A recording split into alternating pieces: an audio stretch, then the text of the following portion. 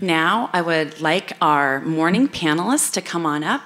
We have a table over here, and we are going to hear some awesome LHON journeys.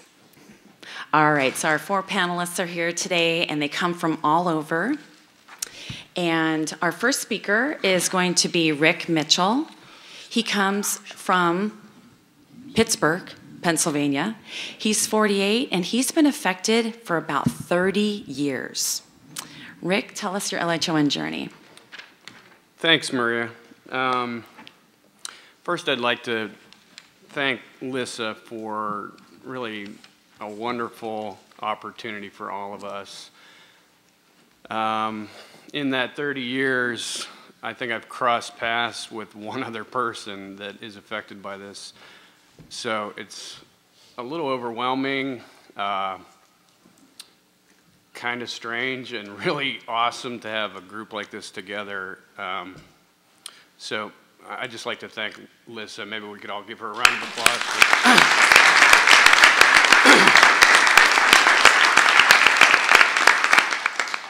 So as Maria said, I'm from the area, and hoping that the shortest distance prize is a good one.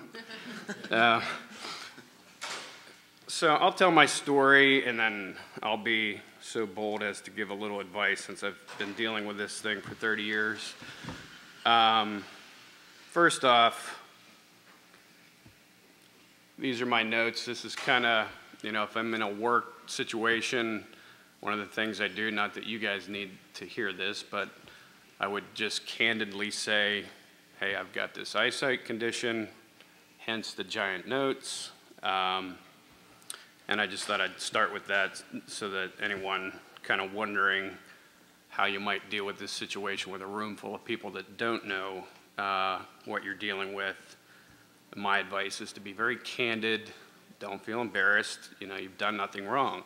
You should not feel embarrassed.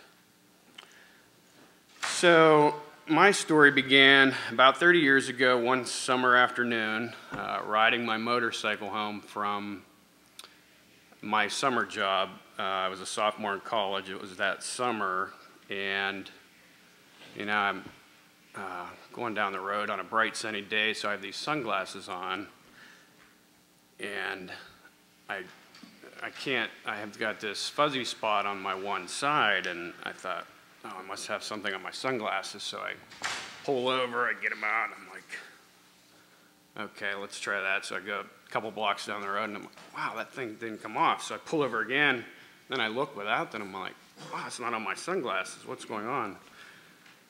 So that was the beginning of the process of going, through the diagnosis, which 30 years ago was even more of a mystery than it is today. So it was, the spinal taps, which I wasn't even sure if they were still doing those as part of the process, but that was probably one of the worst parts because I didn't listen and I moved, and then I had that massive headache for 2 days.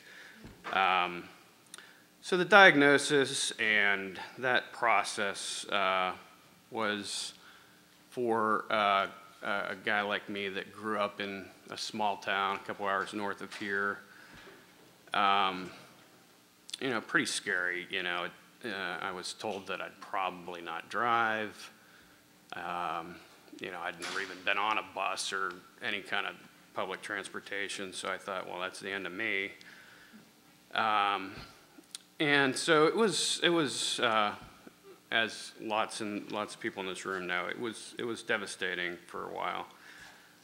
But then I think, there's that fork in the road. You either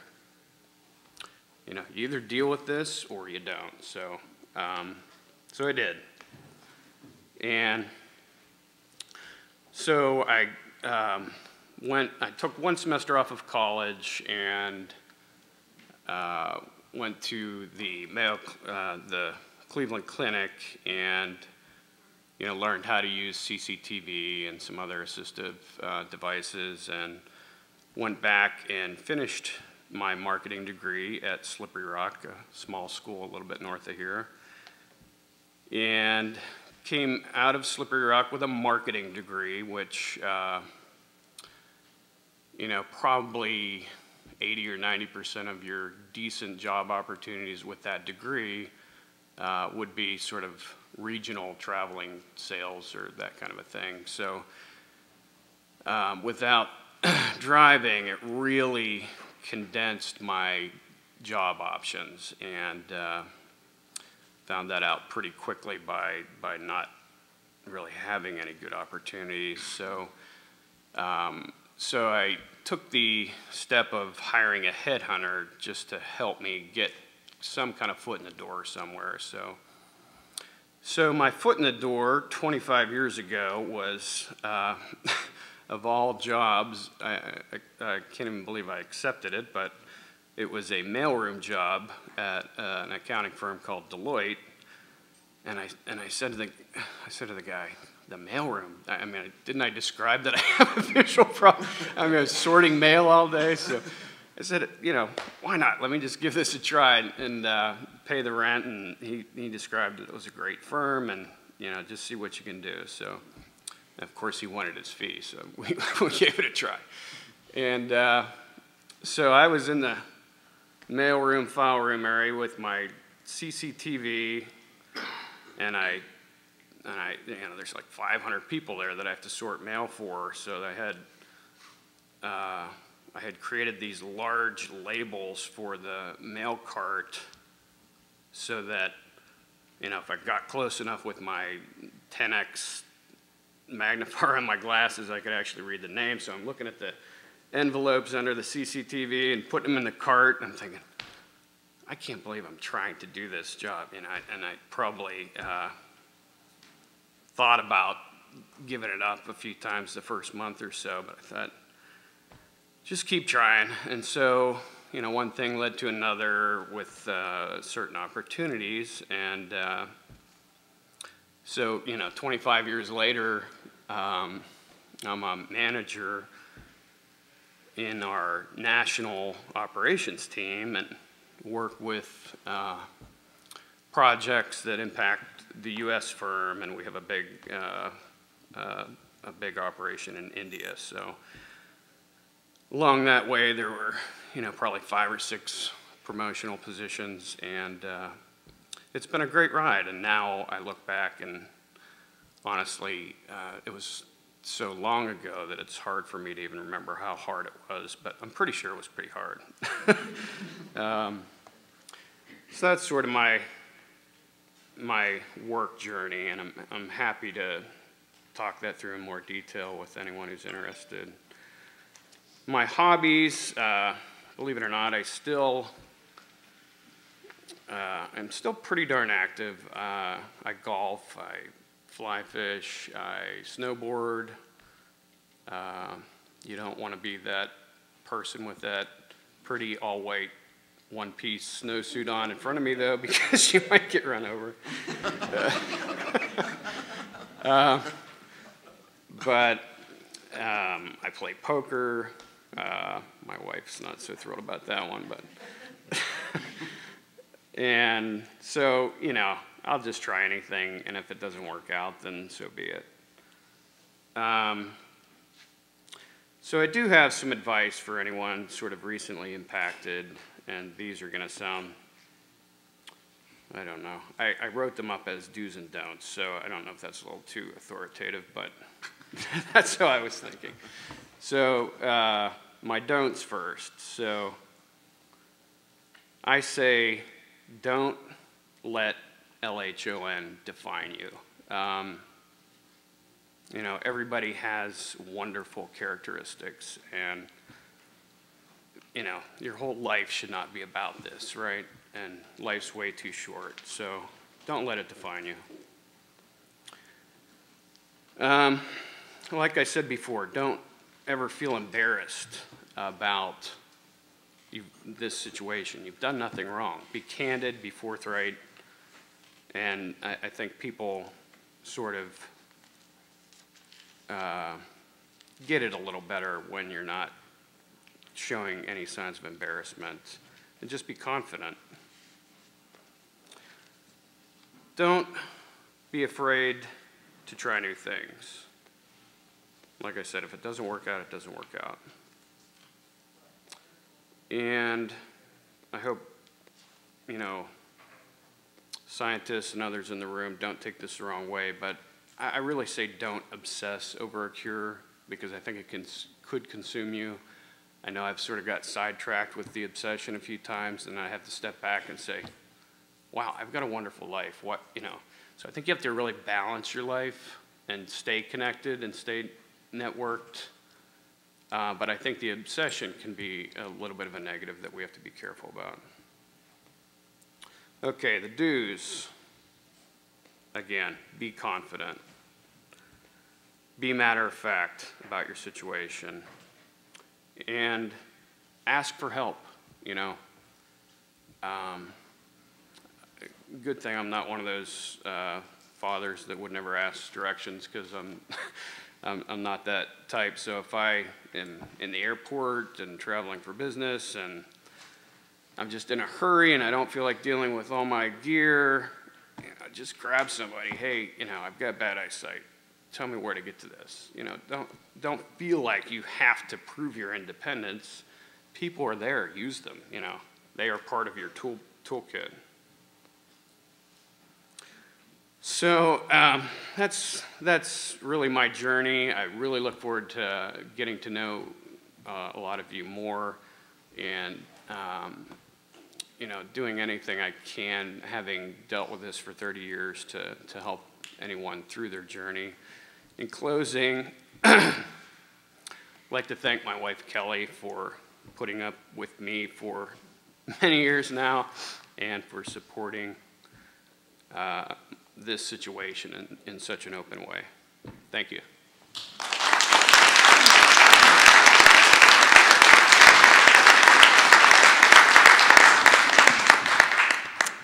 Thank you, Rick. Your do's and don'ts, those are really good, and I think they'll help anybody out there that's new or even into this for a couple of years. Thank you. Our next speaker, I don't know who's sitting next to him, but I'm just going to call it out. Our next speaker is Benjamin. Yes. Benjamin Lowe. He comes all the way from Hong Kong. He is 26 years old. Is that right? And he's been affected for about a year and a half. Benjamin, tell us your LHON journey. Thank you. I'd like to start off by thanking Lissa and Maria for putting this together, and the UMDF and the sponsors. A year ago, I don't think I would have ever contemplated making a trip like this from Hong Kong to the US unassisted. When I was diagnosed, I spent many months trying to accommodate LHON into my social, my work, and my family life. But it wasn't until recently that I felt comfortable to make a trip like this and to speak openly about LHON, my LHON. It's important for me to be here today as well, because I hope that my story could help and inspire just one other person, even in the smallest way. Because when I was diagnosed, I had a lot of trouble finding a support group and help and guidance. As far as I know in Hong Kong, I'm the 4th case recorded in Hong Kong with LHON. So as many of the victims, I felt incredibly isolated, and that nobody could understand my frustrations and what I was feeling. So backtracking to about just over a year and a half ago, shortly before I was diagnosed, I was accepted into a management training program for an international hotel chain. But shortly after I joined, I was diagnosed with LHON. And this challenged the very characteristics of why I was hired. And so I went home disappointed every day for not having met any of the standards that I had set for myself, or the standards that I thought that was required by my work. Luckily, my employer was very accommodating in offering me alternative roles in the hotel, but it wasn't what I wanted. And so I made the difficult decision to withdraw and to find other work that was more befitting to my condition. I now work in the financial services industry, Rather than running around in a hotel, I'm able to sit in one place where I have my visual aids and my magnifiers, in easy access. Also, I'm in a setting where my colleagues, it's just me and my colleagues, and I don't have to be embarrassed to use it. It's helpful in the sense that, my colleagues can also come to my workplace, to my work desk area to use the magnification with me, so I don't have to squint in a meeting room or at their desk. That's not to say that tasks are completely easier to do with LHON. I mean, I'm sure most of you who know using magnification tools, they magnify certain areas of a document at one time. So for me, looking at spreadsheets and financial reports is still quite difficult because, although I can see areas easily, I can't understand the document as one document. So in that sense, I'm still much slower than my colleagues. And also, I sit in front of a computer screen, 9 or more hours a day. So it's important for me to understand when my eyes are getting strained and when I need breaks. Throughout this journey, my family and friends have been very supportive and shown unconditional love. My mother and brother have the same mutation that I do, which is the 14484. I currently live with my parents. Recently, we've had discussions of me moving out, living independently. But I think where I'm at the moment in my current state, I still prefer to live at home if they will have me. And my friends, I'm fortunate to have those who are who make the effort to understand my condition, to help me practically. For example, as I noticed it here today and yesterday, if you see someone, you say, "Hi, Benjamin, it's Colin," so that you don't have to place a name to a face or a name to a voice. Over time, I'm slowly becoming more comfortable in my own skin. Early on, I met a gentleman who has a different eye condition than me, and he told me that your eye condition is like waking up to a bad hair day. You know you have it, you think that other people know you have it, and you just have to accept it, because then you'll feel less ashamed. I have learned to ask for help when I need it, and I have learned to ask to accept help when it is offered to me. And I think without the help, I would be less likely to go out and try new things, explore different areas. But that's not to say that I'm uncomfortable uncomfortable with new challenges. I think coming to Pittsburgh was something that I wanted to prove to myself, that I was able to travel alone. Of course, my family wanted to accompany me, but I was adamant that I wanted to do it alone. I think what you were saying, how you don't have to prove to yourself that you can do it, but I think this was my first time, so I wanted to know that I could do it, albeit that there was help there if I needed it. I think that doing so many things, so many of these things are ordinary for so many people, but with LHON, I found that even the ordinary can, for me, be extraordinary. 6 months ago, I joined as a paddler in a dragon boat team. For those of you who don't know what that is, it's dragon boat racing is done in a series of races in the ocean, and it's an 18-member crew done in a Chinese wooden boat, and the race is every June 2nd of every year, so we had a race on Monday.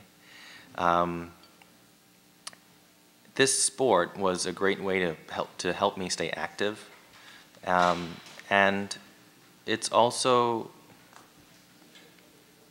it's also a team sport, so my visual impairment doesn't prevent me from participating.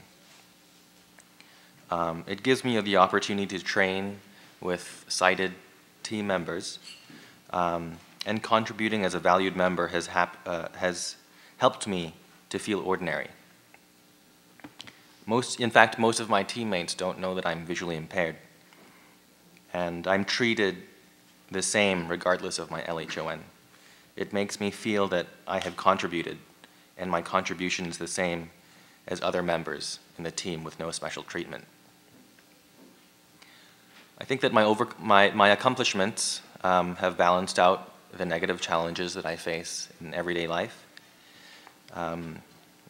Things as simple as holding up the lunch line at a salad bar because I can't differentiate, the tomatoes from the bell peppers, or chicken and tuna. Or things like, reading signposts even if I'm standing right at the base of the sign. Or, I have trouble with elevators when I can't see numbers. And oftentimes I overshoot my floor and I'm all the way up at the top of the building. I come back down to the lobby, and for me it's a waste of time. But I've sharpened my hearing and I've learned alternative ways of seeing. In Hong Kong, I found that taxi cab engines make different sounds to private car engines. So when I can hear a taxi coming, of course, whether they're vacant or not is a different issue. So at least I'm just there waving, right? I can now identify objects with my hands, and I've learned to use sunlight and shadows to determine surfaces that I walk on. I'm still coming to terms with my condition, but I'm happy with the progress so far.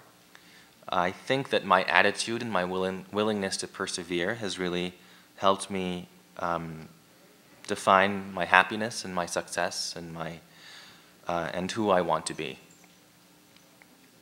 What I've planned for my life pre-LHON, I feel is still available to me. It's still a possibility. But the way to achieve this, I feel, can be found with patience, ambition, and an open mind, and probably a bit of humor as well. Meeting others with LHON, yesterday was my first time meeting anybody else with LHON, has been a dream. And I'm empowered and inspired by all of you. And I thank you for the opportunity for letting me do this. Thank you.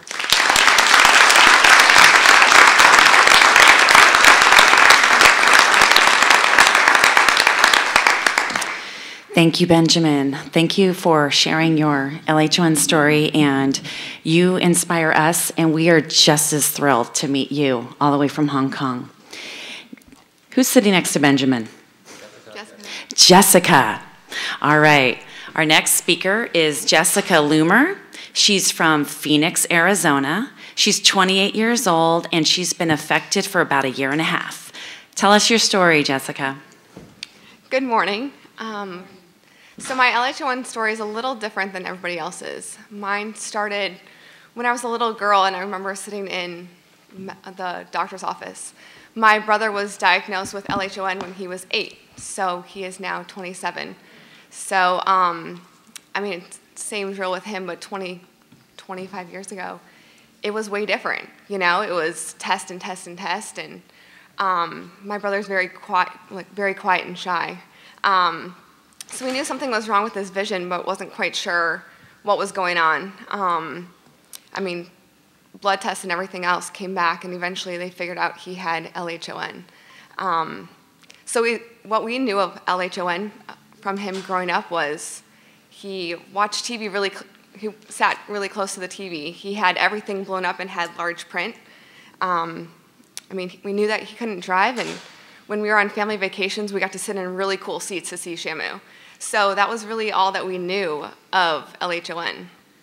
My uncle, who actually at age 18, now 51, was also diagnosed with LHON. So we knew LHON in the family, and we could see the challenges that it had. So when I turned 27, I had the same thing, little dot in my left eye. Thought I had dry eye, so I got put on Restasis and all these things. Kind of had a little bit of the easy route because I had blood tests and things like that. But we were sitting at the retina doctor, and my mom's like, oh, I forgot to tell you, we have LHON in our family. And the guy goes, oh, that's it. And I'm like, wait a second. Because everything we knew of LHON 20 years ago was males could get it, and I knew I was a carrier. So I knew could carry the gene, but that's all that I knew. I never knew I could get it. And I was 20 years old. That wasn't like prime age. And he's like, no, you have it. And I'm like, no, I don't. So got the blood test because at that point we had lost the paperwork 20 years later for my brothers. And it came back. And I was like, are you serious? Is this really going to happen? And at that point it was only in one eye.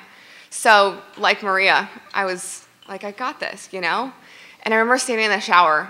And then you have a million bottles of shampoo and body wash and who knows what else. And I look at the shampoo bottle, cover up my right eye, and I'm like, yeah, I can't see it. Cover up my left eye, and I'm like, okay, I can see it. So if my vision stays, I'm fine. I remember thinking, if my vision in my left eye goes to my right, I'm never going to make it, But I did, and you just keep carrying on. So I knew it was important for me to keep doing everything that I was doing yesterday that I have to do tomorrow. So I made sure that I kept every trip that I had planned with my girls or going out to dinners and dates and everything like that. So it was a big hurdle for me to tell my employer, who I'd gotten the job about 6 months ago, was doing everything computer-based. Everything, I work in the mining industry, so I process every purchase order for the Western region and do everything on the back end from entering the order to make sure it's completely processed. The alloy is correct, ship date's correct, purchase order, and we receive payment on millions of dollars. So I knew numbers were important and I couldn't miss a number. So I sat down, talked to my boss, and I told him I want to tell you why I haven't been driving the past month. And he asked me if I got a DUI, and I was like, I didn't, kind of a bad impression. So I was like, I'm like, I wish that was what had happened, but no. And told him about my eye disease. And he is my biggest fan. Totally supportive, and I'm really lucky for that. Within 2 weeks, I had Zoom techs on 2 computers and a CCTV. So I was proud of myself that I never missed a day of work, and just kept going. It did help with huge support of family and friends, and we have to do a lot of paperwork, and by ISO standards, which is just a standard protocol we have within the mining industry, we have to keep everything filed for 7 years. So I had to come up with a completely new filing system to make sure that I could find that file again, go back, and be able to cross-reference it with multiple papers. So it was interesting. It was definitely a hurdle. It was definitely a learning curve of what works for me and what doesn't, and how can I be as efficient as I was a month ago as I am going to be tomorrow. And that was my biggest struggle because I wanted to, I was doing great at my job. Everyone kind of came up and complimented me. And of course, I want to be better than the last person. So I took hours to push myself and teach myself Zoom techs and different things like that. And then I knew it was important socially that I wanted to keep doing what I was doing. So I actually had a girls' trip planned to San Francisco, which was obviously anybody with a new vision disability's worst nightmare because we were walking in hills and curbs and sidewalks and who knows. So I just wanted to make sure that obviously a friend was telling me where curbs were and things like that. And I did it. And it was awesome. And it was fun. And I knew that that was what I had to do to keep stepping forward, was to keep doing everything that I had planned. So from there, that's actually where I got my story to start the blog, Blind Girls Can Rock Heels. Because so many times people are like, well, if you can't see, why are you wearing heels? And I'm like, well, my legs aren't broken, so I can wear heels. And it's just something that I wanted. Blind Girls Can Rock Heels kind of stands for empowerment, that you can do whatever you want to do, you just have to be determined to do it. Whether it is finding the star on the elevator, yeah, that's hard. Wearing heels to work, or, I mean, it doesn't matter. It's simple things to big things. It doesn't matter what you want to do, you just have to kind of set your mind to it. And take a deep breath before you do it, and have a little bit of patience, especially with those around me. And that's been a little bit of my struggle, is to be patient, ask for help, and don't bite the person that's helping you's heads off. So just to be a little bit of patience. But so I wanted to make sure that I did share my story. I love that I can kind of tell the funny stories and the bad stories and the things that kind of say, like, I'm just going out on a ledge, and want to share that I went skydiving in December. Because why not, right? Like, that's kind of the point that I wanted to make with my Blind Girls Can Rock Heels. So it's been an interesting journey, and I try to just make sure that I can pass on some enthusiasm and some positive energy to those around me. And I was actually able to create a great relationship with the Arizona Center for the Blind. Met a girl there by the name of Angela, and super inspired by her. She is just not affected with any vision disability, but very empowering and very positive. She actually nominated me in the past, 5 months ago, to be on V-Rate, which is a board for visually impaired and blind technology board. So it's like a mini version of CSUN. So I actually serve on that board. We've been planning the November event for about 5 months now.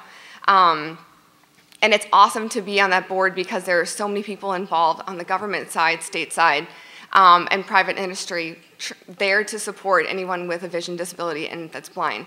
So it's so cool to be around people that are like, yes, we are here to help, and what can we do next? And I'm proud of myself as being the only person with a vision disability on the board from the public.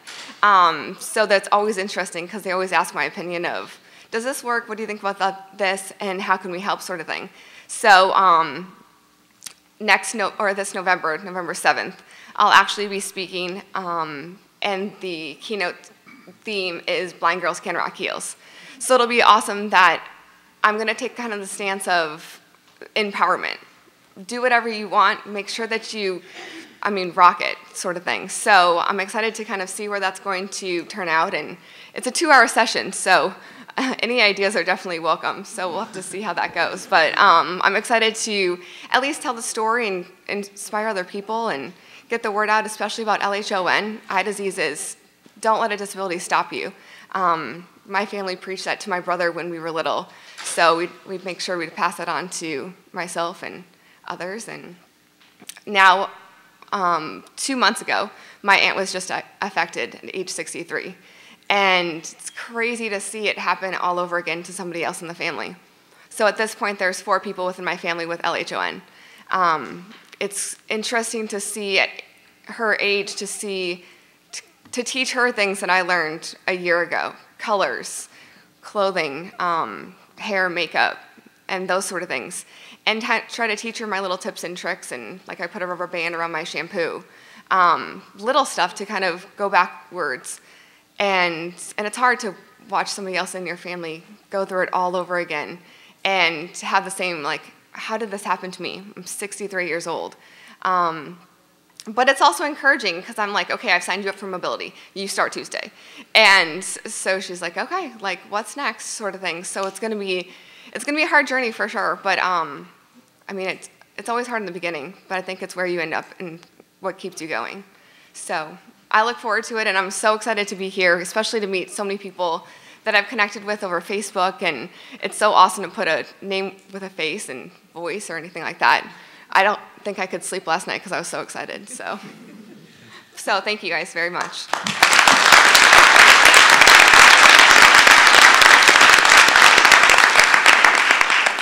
Thank you, Jessica. And Jessica and I have been talking for a few months. We talk all the time, and as she said, it's really important to connect with other people in the community, because we get on the phone and we just make each other laugh and share experiences because we both get it. I'm only a little bit older than her, just a few years, but we get on the phone and it doesn't matter. So I just want to throw that out. Connect with people, today, okay? Because it doesn't matter the age, it just matters that you share one thing and you can share your experiences because we get it. All right, our next speaker is Erin Cox. She comes from Champaign, Illinois, and she is the wonderful wife of Neil Cox.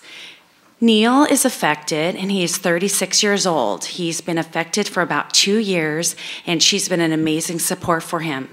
I would like to echo what everybody else has said. This LHON community has been, I don't know, it's given Neil such motivation. He doesn't feel alone, so thank you. Our journey is very different than everybody else's. Neil and I are both 36, and we met in the 6th grade and have pretty much been together ever since. So we've known each other for 22 years, been married 12 and a half, have 2 boys, and within the last 2 years, Neil's been affected. I think it's fair to say that Neil's biggest concern was how this was going to affect his 2 children and the relationship that he has with them. We lived in a small town outside of Champaign, but when Neil lost his vision, it was added to the isolation. He couldn't leave the house. There was no bus route. If I went to work, he was just stuck there. So we made a huge transition, moved to town, lots of tears shed. Not sure if it was the right choice for the boys, but it ended up to be the best decision that we could make. We're on a bus line, family, both my parents and Neil's parents are 5 minutes away. But Neil's journey started with a pirate patch. He was at work and someone had a birthday party and he decided to put it on to be silly. And he noticed that, oh my goodness, I cannot see out of my left eye. And for a couple days we teased him and said, oh, you're getting old. And he knew that this was not just, you know, I need reading glasses or I need my vision checked. His uncle, who's also here, at the time Neil just knew that he was blind. He knew that whatever hereditary disease, this is what we thought, that his uncle had, Neil could not be affected. So we had that all wrong, clearly. So Neil, made an appointment. Of course, it took a couple months to get in, but in the meantime, his side business was mowing lawns, and he got a thorn stuck in his right eye. So they took him, he went in, and the doctor said, after tests, I'm not worried about this thorn. I'm worried about the fact that your other eye looks perfectly normal, and you're not able to pass these tests. So we came back the next day for, like many of you have said, 8 hours of different tests. And again, the doctor said, I'm baffled. I don't know. There's one of three things going on here. You have a hereditary disease that we don't know. You have MS, or you have a tumor on your optic nerve. So we need to follow up. So we went to the neuro-ophthalmologist and got an MRI, and Neil does have lesions on his brain. So at the time, they immediately concluded that it was MS. And the neuro-ophthalmologist said, usually, she did talk to us about labors, but she's usually, that affects you early on. So she was leaning towards MS. And then he did the blood test, and it came back that he had labors. But in the meantime, he's had other MRIs, and he has another new lesion, and it's lit. So he's been diagnosed with labors and MS, although he's had no physical symptoms of MS to this date. So we're curious about the relationship between the two diseases. At the beginning, it's hard to, I think Rick said it at the beginning, it's hard even 2 years later, and your journey's been much longer, to realize how overwhelming, to remember how overwhelming, how intense, how scary. Alyssa said this too, but I remember thinking, okay, just stay at that vision so we can get everything in order and gain all these resources, and then we can plow through this. And that's not how it works, obviously. It was just, it went so quickly. You know, losing the independence to drive. Neil was terminated because he was an insurance liability. Again, you know, everything from contributing to society to he's dreamed of the day to watch his son play baseball. And now it's, he has really good, I'm his Erin Andrews, I'm his sports announcer. But so it's hard to, we're at such a good place now. We moved, Neil right now is the best, and I say this not jokingly at all, the best house husband that I could imagine. He's there to greet the kids when they get home from school. He does the laundry. He does everything that is within his ability to do. And right now for us, that's okay. He still has dreams that I'm sure he once met, but right now, day one, it's been the priority of the boys, and you know, to the boys, Neil is just dad. It's taught our boys a lot about humility. It's taught our boys a lot about empowering, you know, regardless of your situation. Our 10-year-old is Neil's guiding you know, son. He helps him through everything. We've certainly had our ups and downs. Jake was leading Neil from the doctor's office, and they both fell, and Neil about lost it just because of the frustration. But that's one thing that Neil's always vowed he does not want to do, is lose his temper and be angry with those that are helping, though we all have our moments. So again, I think that if you asked us 22 years ago that we would be sitting in Pittsburgh about Neil blind at an LHON conference, we would have laughed. But we've had our share of crisis, and like one of you said, you can either deal with it or you can kind of bury yourself in despair. And we've decided to move ahead, and our marriage has never been this strong. So I think you have to kind of choose to take those silver linings in it all. If Neil could have his vision back, absolutely. He talks about it all the time, seeing his boys' faces, seeing them grow, and but life is good, and we're thankful for that. So thank you, everybody.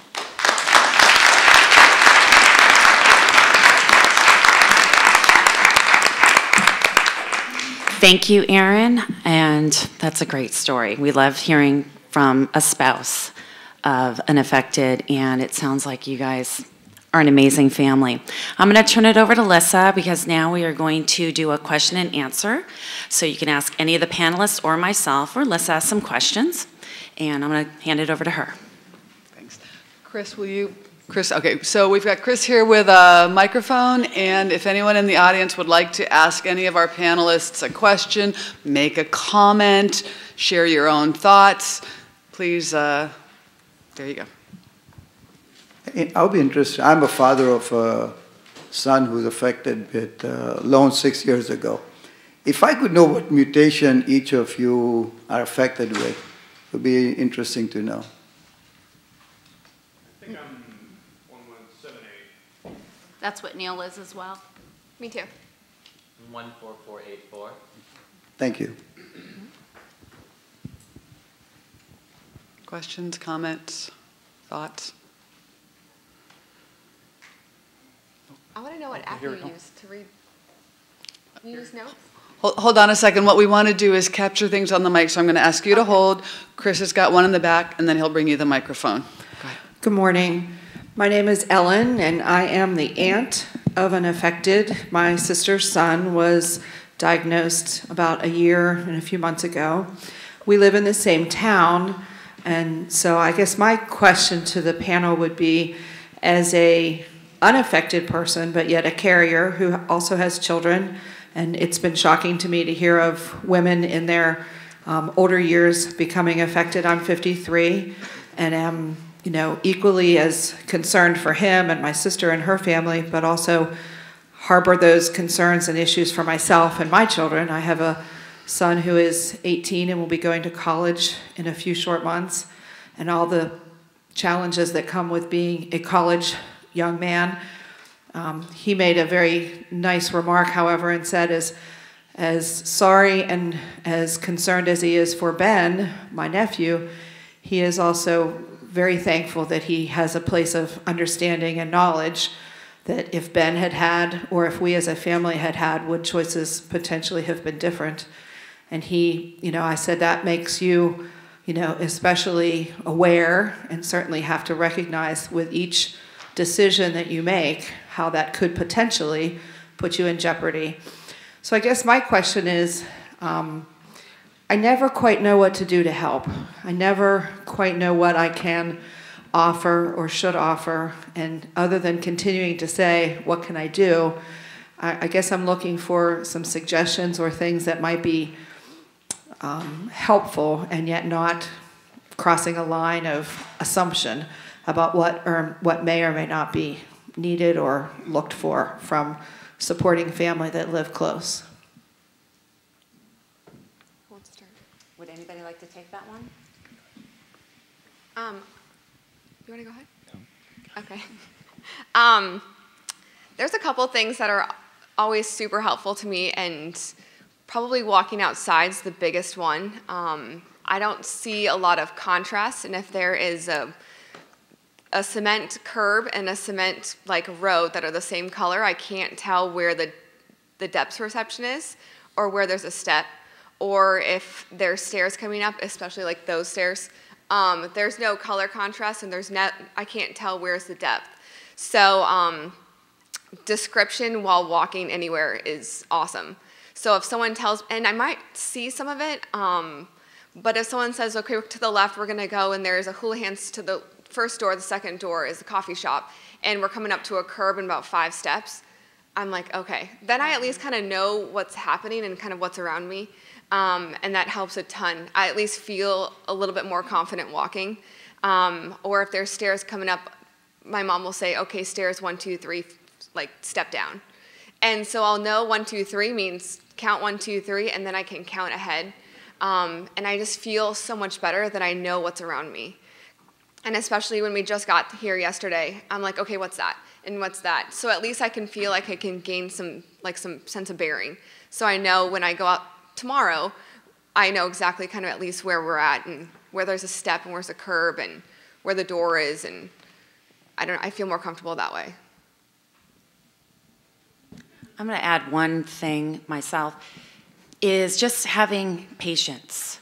And when the affected person asks for help, just give them the help.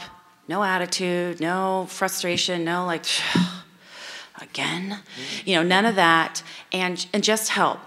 And you can't help too much, because for myself, if I've got it and I've had enough help, I'll just let you know.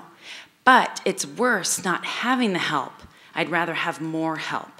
And I will let you know if I'm okay, or if I, can get it from here. And then I'm good. But there's nothing worse than standing there and needing help and not knowing what to do, and everyone just kind of looks at you like, what? And you're like, I don't know what to do. So just make the offer, help, and they will let you know when they've had enough help or don't need any more help. That's what I found helpful for me. I'd like to add, I'd like to agree with Maria. I'm normally a very independent person, and I like to do things myself.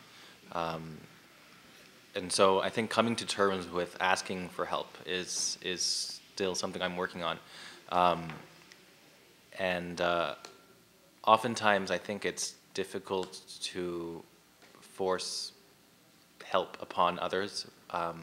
It's good to ask, wait for them to be comfortable to ask for help.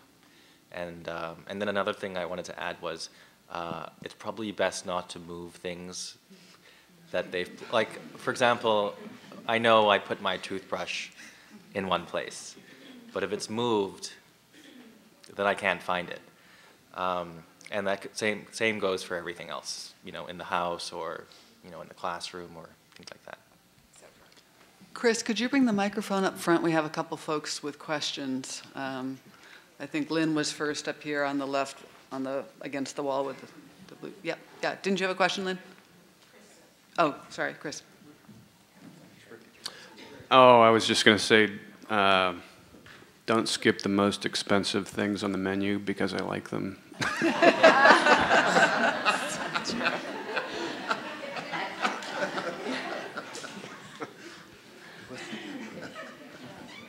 Hi, I'm Chris, and I'm 66 years old. I was diagnosed when I was 64, and I just find all four of you so inspiring, and Maria too. When I was diagnosed, for at least for 2 years, I saw the cup half empty. It was really bad, and I went to therapists, and that didn't help either. I couldn't find a good therapist, but I really struggled with it. And I listened to the four of you, and you're all so positive, and I'm on that road to becoming positive. But the four of you are such good examples. I really applaud you for that because you've made me feel better. But I want to add too that I have had the most trouble I've had dealing with this is asking for help. I've always been so independent, and asking for help is like the most difficult thing. So you can never, no one could ever come to me, and I could never have someone offer me too much help. I mean, I can't imagine ever someone offering too much help, because I would always say yes to that.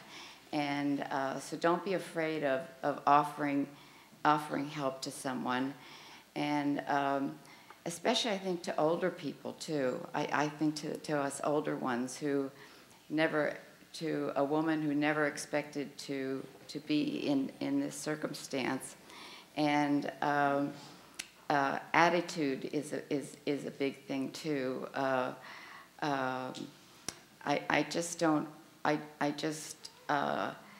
I don't want anyone giving me any attitude. Is a big turn off, and sometimes you encounter that, and no one afflicted should ever have to encounter any attitude from anybody. That is not helpful at all. So be careful in your choice of the words and in the way you offer your help to someone. I'm now very sensitive. My hearing is much better now, and I'm very sensitive to how the words are spoken to me. So the delivery of a message to me is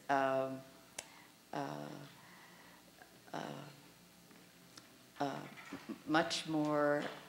I listen to what someone's saying to me in such a different way now. I'm much more sensitive to the words that are spoken to me, and that might be just kind of a convoluted bit of advice, but I hope you're trying to get what I'm trying to say here.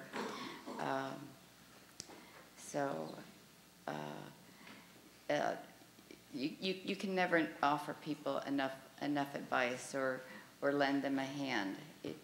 To me, any help I get is something I'll accept. And you were wonderful, all of you. You were really inspiring. Thanks. Thanks, Chris.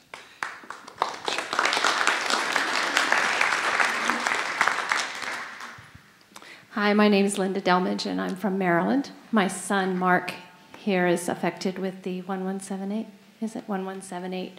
That happened in 2009. And Mark just completed his associate's degree, so we're grateful to have that behind us. I'm not sure he's going for the bachelor's, but My question is, has anyone that has LHON know that their mother was not the carrier? I have not had the test done. We just had a lot of events going on at the time Mark was diagnosed. He had actually was 6 months into the recovery of a brain injury, and then he had his wisdom teeth out, and we found out he had a form of leukemia. So we continued, and we also have other children, so it was a very busy time, and I never got tested. So I have an appointment scheduled, but it's only an appointment to see if it can be approved because it's very expensive. So I guess some of my questions are, what would be my ammunition to go in to say the need for me to know that I am the carrier? I know one of my children is kind of not interested in not knowing whether or not I'm the carrier. And after hearing your stories, I think it's very important that she does know, as I listen to the woman in the back, because she's in school right now, getting her degree in math, and having Mark take math classes. I know the challenge that is. He's working towards he was at a help desk with computers and wants to get back to doing that and go further, but we saw how difficult it was for him to take computer programming courses. As with financial statement, you cannot see a whole line of code to debug. Obviously, you can get the concepts of programming, but if you can't see the whole line of code. So that may be some consideration she needs to make herself. I mean, obviously, listening today, if I find out I'm the carrier, I think I would need to make some choices in my own life. I think I'd be throwing away a lot more things in my house. So what I want to do is address your question three ways. One is I want to say that when it comes to dealing with the issues of what does it mean to you or your daughter if you're a carrier, if she carries it, there's a company in Oregon that offers genetic counseling, and there's information and links to their capability on LHON.org. They presented at last year's conference, and I think that the issue of absorbing what it means to potentially lose vision to this, what it means emotionally to have passed it on to your children, it's a very personal, emotional thing to work through, and it also has a medical scientific component. Because I talked to a lot of people through LHON.org, I learned that that's sort of deeper than I'm able to help people with, and that's how I found that genetic counseling service. I was trying to figure out how do I train every genetic counselor in the world on LHON, and that's too hard. So I found this one service that does phone consults, and so if you look on the site, you'll find them, and they take insurance. You can call them, and they can discuss all the counseling issues with people in individual appointments. From a medical point of view, is it possible to not be the mother passing it down? Chris, would you pass the microphone back to Dr. Curley, Dr. Ui Mann, and I think one of them would probably be better able to discuss that. Well, there is one possibility which I think has never been seen in labors of what we call de novo mutations. So essentially the mutation appears in one single oocyte in the mom, and so the kid will have the mutation. In that case, usually would be heteroplasmic, so a mixture of mutant and normal copies of mitochondrial DNA, and in tissues the mother would not have the mutation. But in my experience, de novo mutations of labors with the rapid segregation of the mutation in the oocyte, I never seen that actually. I don't know, what do you think? Well, I think I agree with Valerie that de novo mutation in labors is very rare. There's been a couple of case reports before of patients with 3, 4, 6, and 11, 7, and 8 where the mutation was found in the affected patient, but not in the mother. But I think there's been a couple of case reports in the literature on this. So Two that I can think of. So I think what we're hearing is that you've got a very, very, very high probability of knowing that if one person in the family has been affected, then you can pretty well count on it being on the maternal bloodline. Yeah, Dr. Crowley. What can I add? Course. If there is any other people on the maternal line being affected, let's say a maternal uncle. None that we know of. Okay. My mother was the carrier. My mother has 5 siblings. Yeah. In the case you have someone else being affected on the maternal line, the probability that you have exactly the same thing as any other people in the maternal line is almost mathematical. I mean, it's. But if nobody was affected in the earlier generations, it's still a possibility. I would say that you might be heteroplasmic instead of not having at all the mutation. That's more probable because the mutational event could be recent. So maybe your maternal grandmother had it a little bit, then over the generation it increases in load, the mutant mitochondrial DNA, and at some point gets to the 100%, and so you have the highest risk possible. And even in that case, and this will be discussed later on, I guess, you don't have to have the disease because you have the mutation. It's just a probability that it's a predisposition, okay? Thank you.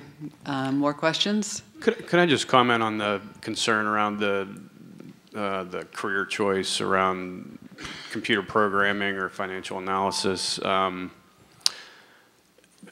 Everything you're going to do is going to be more difficult, but honestly, I think any career you can choose that has you in front of a computer with all the great assistive software and so forth, I would highly recommend taking any career path that you're interested in that has you in front of a computer. I mean,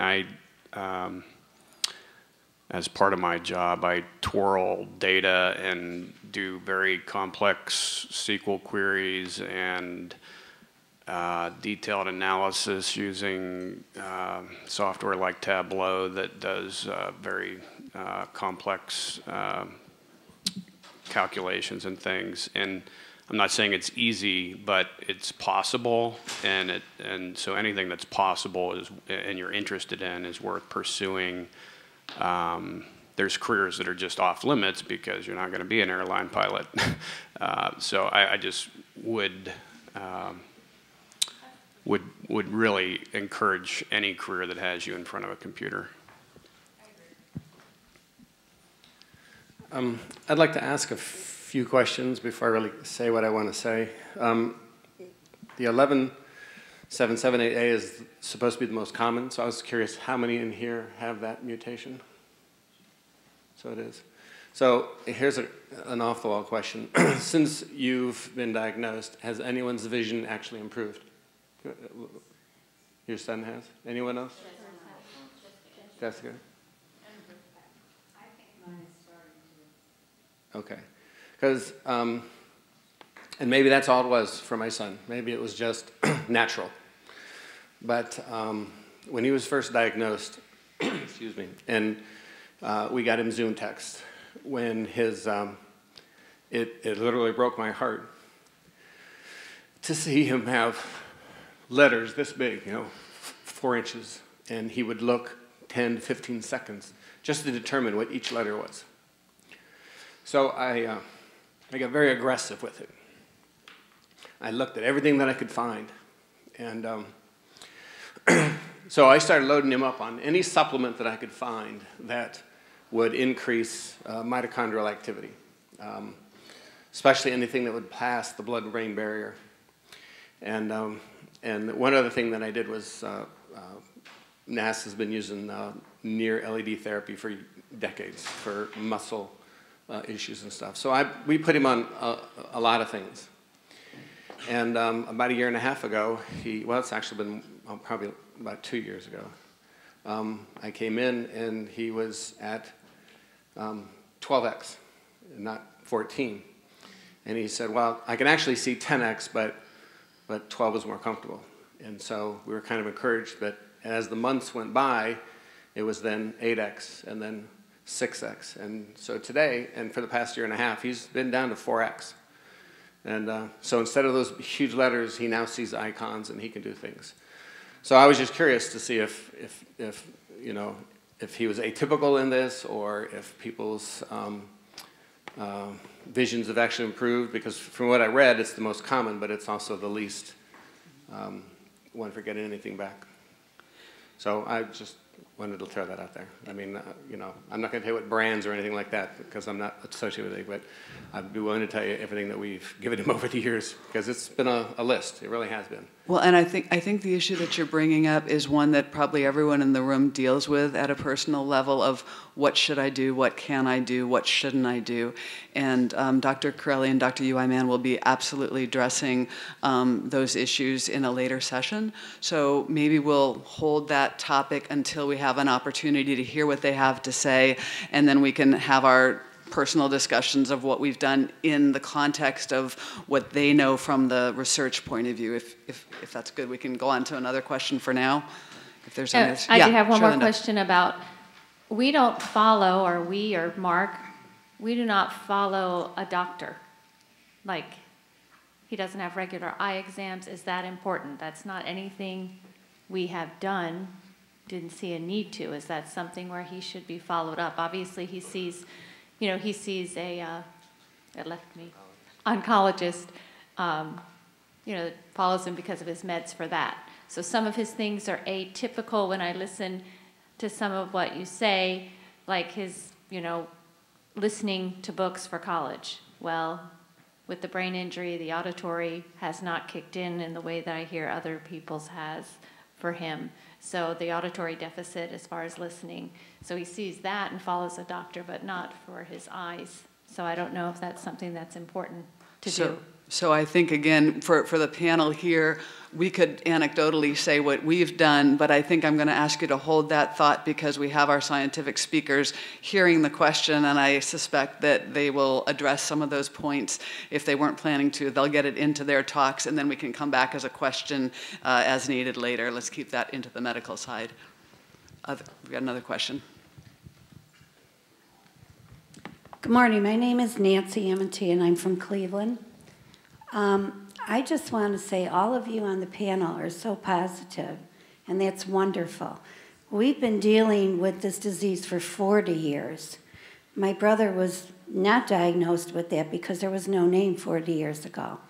And my sister and my brother-in-law here, their first son was diagnosed 15 years ago. And there was a name. And then we thought, okay, now there's two in our family. And then, unfortunately, there was her second son, and he was diagnosed.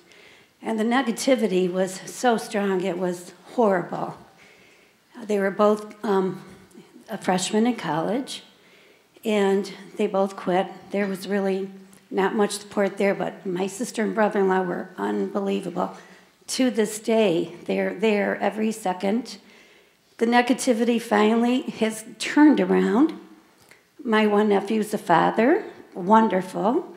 But I started with the fundraiser, which you will hear later, because someone had said, you know, don't ever think there won't be a cure, but I'm not there. I fight and I will believe wholeheartedly there's going to be something, because if I can't believe that, there will be negativity, and I have to think positive. But I'm so proud of my nephews for fighting on. They both work, and my one nephew can iron better than probably anybody in this house, and I can't understand how he can. The one nephew, like my sister said, his one eye, the vision got better, but my other nephew, Vince, his got much worse. And we all have the 1177-8, so I have two children, and we all have it. But I have MS, and I have the heart problem. I had open heart surgery, so I hope my children don't get that, and I hope what I have is going to counter them. But I have to commend all of you with the positivity, because we didn't have that for such a long time, and now we're finally getting that. So I thank you for that. Thank you. Thanks, Nancy. Any other comments, questions? Yeah, we've got a couple over on this side of the room. Chris, you gotta. Hi, I'm Cheryl. We're from Ohio. My son Cody was affected a year ago, and this is his fiancee, Cassie. I wanted to tell you he got some really good news from the Cleveland Clinic last 2 weeks ago. His vision's improved. He can see 20/20 with his glasses. He's got permission to drive. He's driven a little. It's kind of hard for him because he still has patches, even though, he sees 20/20. He still doesn't see clearly, but he's doing very well. Benjamin, I wanted to ask you, because you have the same mutation as Cody, are you on idebenone, and how long and how much? I've been on idebenone since when I was diagnosed, 900 milligrams a day. What was your other question? How long, or you've taken it I've since you were taken it diagnosed? since Okay. September 2012. Okay. Have you noticed a difference since you started taking that? Not really. However, I know that I plateaued, I think, in June of last year. My worst was when my magnifier was at 9x, 10x. I'm now at a 4x, 5x. So in that sense, I think I've improved. Before, I had thought that my vision was the same, but I had just adapted to the situation, so my vision was better. But I think it's probably now a combination. Mm-hmm. I've only got my tests done last March, so I haven't had the next visual field test to see whether it's actually something that would sustain. Okay. I wanted to say too, when I talked to the genetic counselor, she said there was no reason to test me, that I was positive, so we never had it done either. And we traced my family back to the mid-1800s, and there's nobody. So, but our family was kind of small, so that could be, and there wasn't a lot of men either, so I don't know. But I also have a daughter and a sister and granddaughters, and so we don't know what's ahead for all of us. Is everybody up there, are you all taking idebenone? Okay. No. Okay. Thank you so much. You've been great. You got a question right in front of you, Arif, right there. Oh, right there. My name's Liz White. I'm from Ontario. I'm here with my brother and sister-in-law, and their son, Jacob, is 16, going on 17. He got Leber's when he was 13. My question is, how do you help? This could be to any of the panelists. What is the best way to provide support for a young man who doesn't really want to talk about his condition? As an aunt, I want to do as much as I can to be supportive. It's the elephant in the room quite often, and I'm just wondering what kind of advice you might give to be there for the time that it takes for Jacob to evolve to a place that he feels more comfortable to be open. So I'll leave that with you.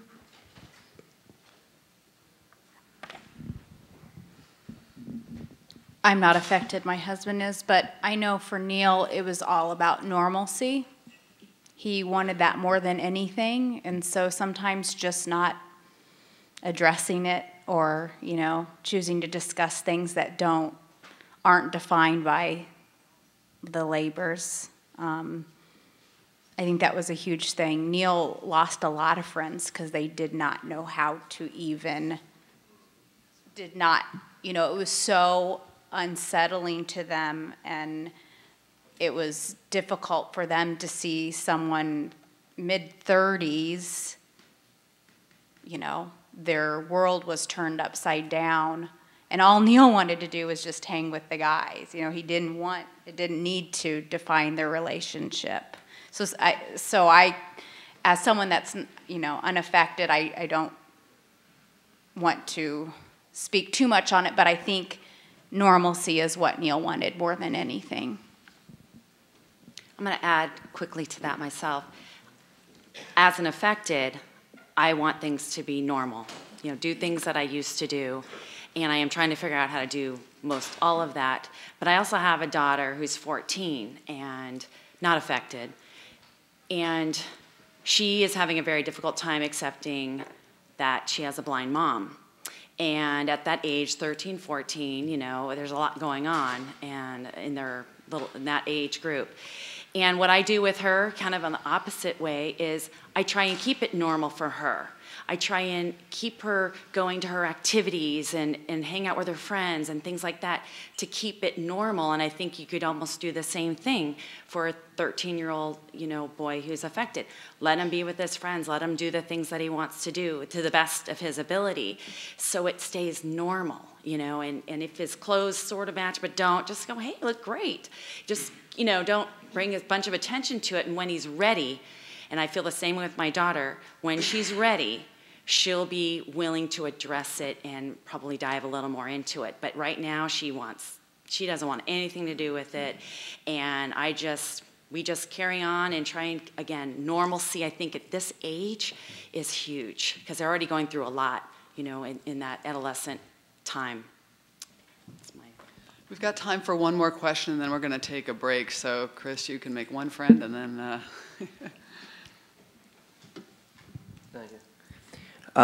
My name is Chaz Davis from Massachusetts, and so I'm 20 now, and I was affected last March, and I have the 3460 mutation, and I was wondering if anyone here at least has that mutation, because I know it's pretty rare, and I haven't come into contact, I believe, with anyone else who has had that one. So. Our son, our 8-year-old son has it. Oh, all right. Okay. Okay, thank you very much. Okay. And Chaz, being a succinct guy, lets us have one more question if there was one more out there. I like that. He's fast. You should see him run. Was there one more question? Yep. Oh, there's one over here. Oh, did you see one? Go ahead. Which one? Which one? Yeah. First one, fastest. Nope. Yep. Hi, I'm Kat from Connecticut, and I have been fortunate enough to become affected in just one eye, and I'm going on many years now with just being affected in one eye, and I just would like to take an informal poll of the audience to see if anyone else is just affected in one eye or knows of anyone else who's affected in one eye. I know about 12 people. Okay. One person, one person. Okay. All right. And I also wanted to thank the panel for wonderfully agreeing to come here and to talk with us all today. I really appreciate you being up there and sharing your stories. Thank you. And I'm going to add to that and just say thank you again to the panel. Thank you to Maria. You guys did exactly, and to everyone else who asked questions and made comments. The comments and questions were so helpful and good that I sort of made an executive decision, and the roundtables that were intended to stimulate conversation, I don't think we need to do that. So we had great conversation. We're going to take a half-an-hour break, so please, during the break, just go ahead and get to know each other better, maybe share connections between each other, people introduce to each other. For those of you who didn't notice, there's a company called eSight that has an innovative form of eyewear, and they have an exhibit table just outside this door here in the front, and they're giving demos to anyone who wants to see their new equipment, so please take advantage of that during the break. And then at 10:15, we'll have our first scientific speaker, so 10:15, back in your seats. Thank you.